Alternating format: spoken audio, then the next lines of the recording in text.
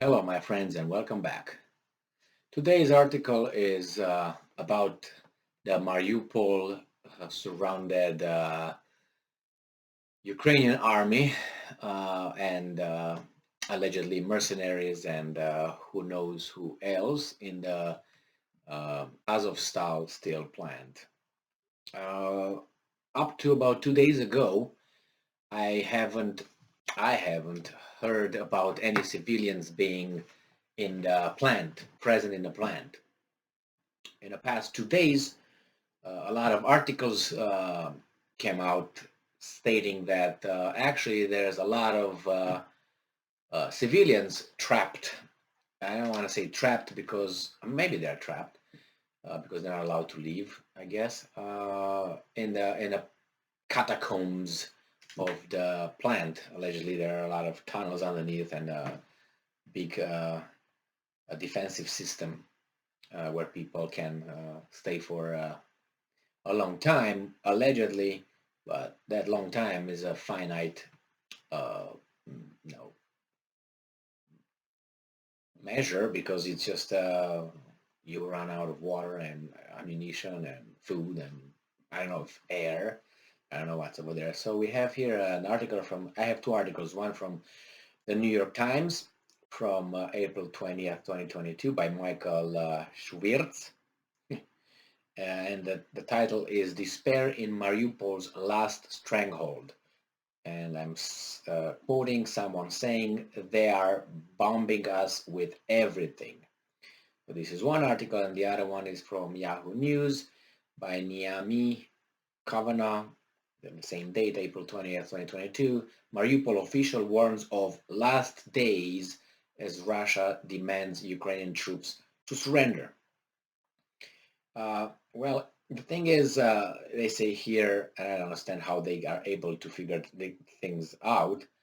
Um, it says here that in Ukraine port city of Mariupol is facing its last days, if not hours. A commander in the besieged city revealed this week as Russian forces gave Ukrainian soldiers until noon on Wednesday to surrender. So I think it's like a third surrender warning given. So I think they bomb them, surrender, no, okay, get some more, no, get the Chechen army coming after you, no, okay, surrender, no. They just tie the screw. So here it says that this commander reveals that thousands of civilians and Ukrainian troops are sheltered in the steel plant, the last remaining stranglehold of the city.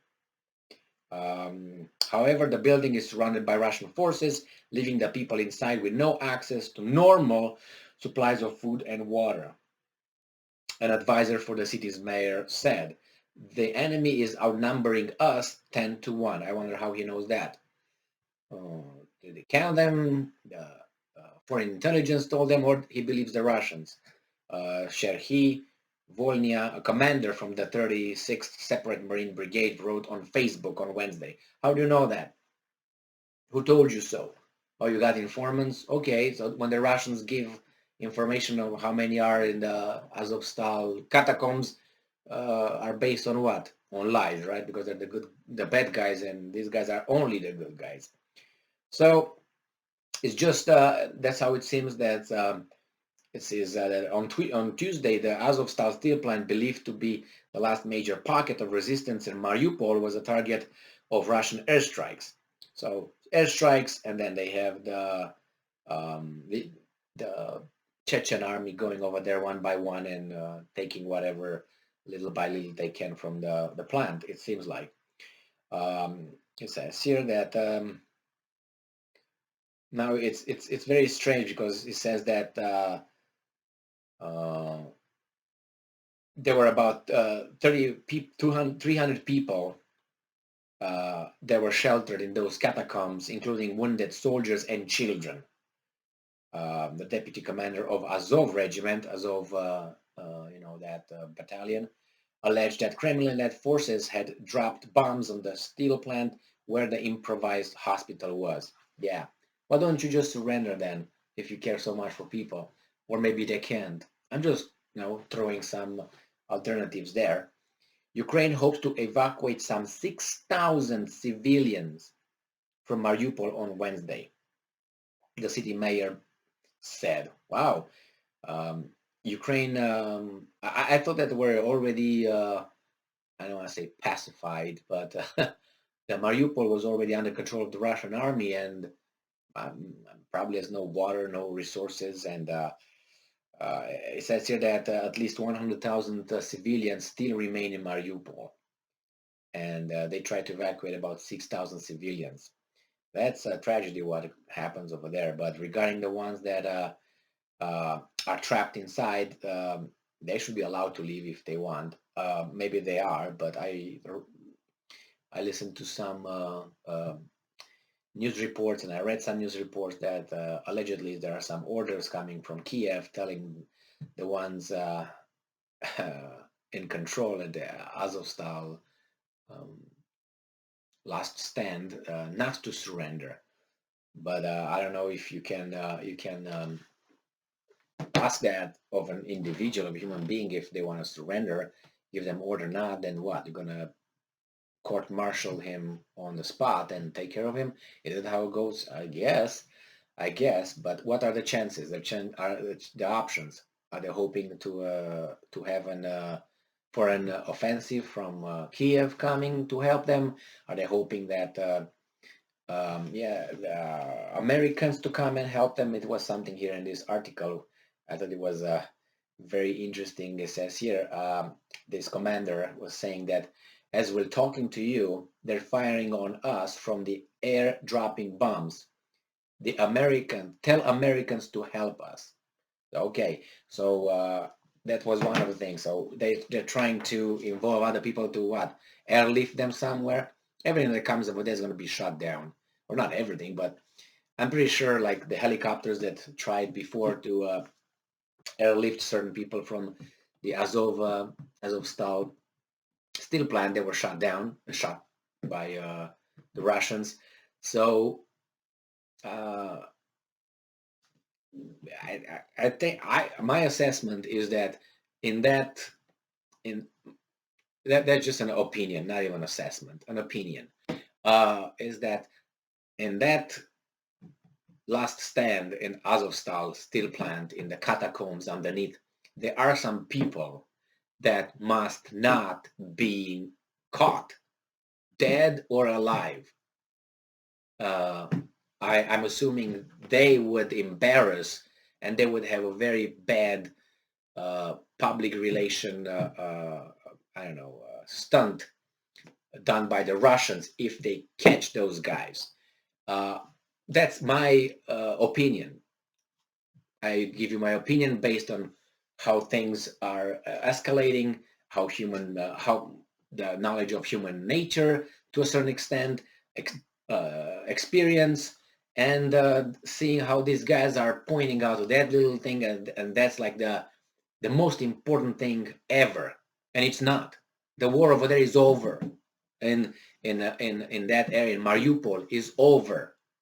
There are some people circled, and there are pockets of people that I'm certain there are other areas that were not told about, that were people surrounded. There must be. This is not the only one, but the obsessive focus on this particular area makes me to suspect that that's a no-no, something over there. And I don't understand what exactly those guys want to achieve. The Russians will not let them go. I don't know what I expect. The Russians will either do like this with them, or these guys were just going to surrender. Some of them. And some of them will do some other acts of bravery.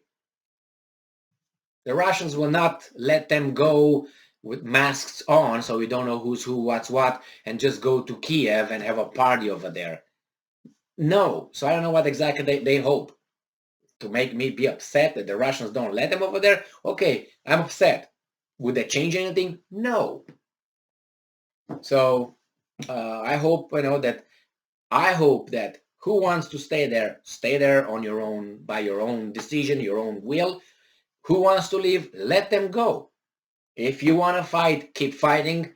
If you don't want to fight, choose a certain way of getting out of it, like that, or go out.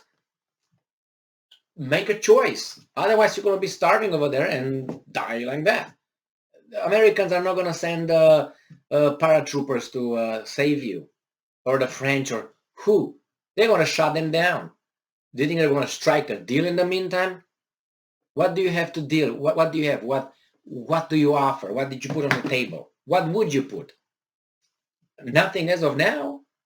You can't put that so-called oligarch, or whatever he is, Putin's oligarch that was grabbed by these guys. Something would have been done so far if really that would have been an exchange. No, I don't think so. It's not going to be all that oligarch versus all the, how many people are, hundreds of people over there in the catacombs. But that's my assessment of that. And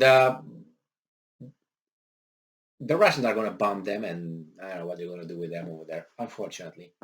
And I don't think people in there are allowed to leave, especially civilians. I mean, you can be a civilian, but at one point you're going to crack, and you're going to see one civilian coming out, three civilians coming, a family coming out. That nobody coming out tells me that's an order that everybody stays there. That, I mean, what our options are? They're all patriotic and they don't want to die with kids over there. I put myself in that, and that doesn't mean that they have to think the same way I do. But if you have children with you, what are you going to do? And you're a civilian. You know that coming out, you have a life to live over there. Well, it's an option. Maybe they're going to just shoot you as you come out, but you're going to die in the catacomb as well. So you have children. You have you have a responsibility. What are you going to do? Let them starve there, or go out and, by the Russians saying, they're going to let you leave, and you're a civilian. And if they don't let you leave, it's the same outcome. So you have a chance to go over there. They let you live, and you live your life. You try to restart your life somehow, refugee, whatever it is, but you're at least, you are alive. That's what I would think should happen over there. Don't think about only yourself, but think about the children, and don't I'm an individual. I make decision on my own. You make a decision on your own. Don't be constrained by other things over there. Well, thank you very much for being with me again today. Stay strong, stay smart, look for the truth, and see you in a minute.